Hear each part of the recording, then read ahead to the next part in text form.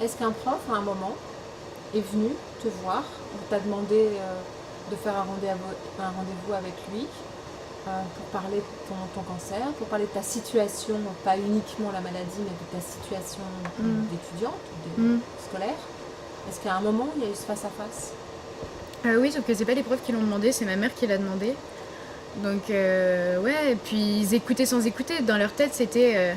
Et ils pensent encore que c'est ça, c'est Tess, elle loupe les cours et elle se sert de son cancer pour louper les cours.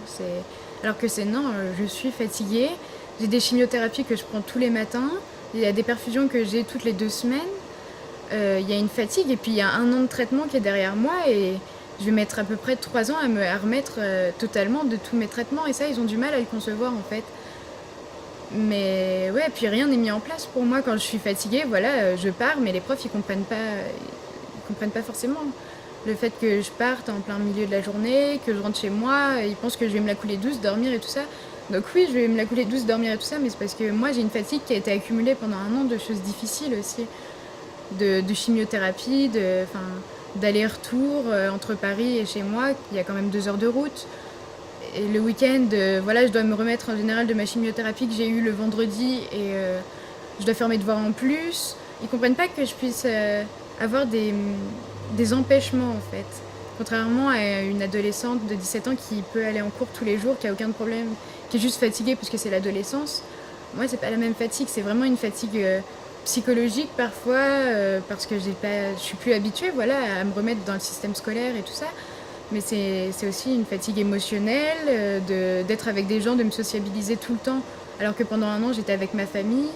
C'est une fatigue physique aussi, de marcher, parce qu'il faut beaucoup marcher. Je peux être essoufflée facilement. Et il n'y a rien qui est mis en place pour ça. Donc, Est-ce que tu as été en fauteuil à un moment? Est-ce que oui, tu as... enfin pas au lycée, mais j'ai été dans un fauteuil un moment enfin pour me déplacer, parce que j'avais du mal à me déplacer. Mais au lycée, non, je suis pas en fauteuil, j'arrive à marcher, etc. Mais plus doucement que les autres. Et les profs ont du mal à comprendre que je sois moins rapide que les autres, en fait. Et même si ils le comprenaient, ils pourraient rien faire finalement, parce qu'il faut que... Il y a 40 élèves, il faut que les 39 autres travaillent vite et bien selon le planning de l'année, quoi. Et moi, je peux pas forcément suivre, mais il n'y a rien qui est mis en place pour moi, rien du tout. Et du coup, je me retrouve parfois toute seule, face à une charge de travail qui est pour moi énorme, alors que j'ai plein de contretemps, des rendez-vous à l'hôpital, des rendez-vous médicaux et tout ça. Parfois, je fais des malaises, je dois aller à l'hôpital en urgence. Enfin. Et les profs peuvent finalement, même s'ils le voulaient, rien faire pour moi.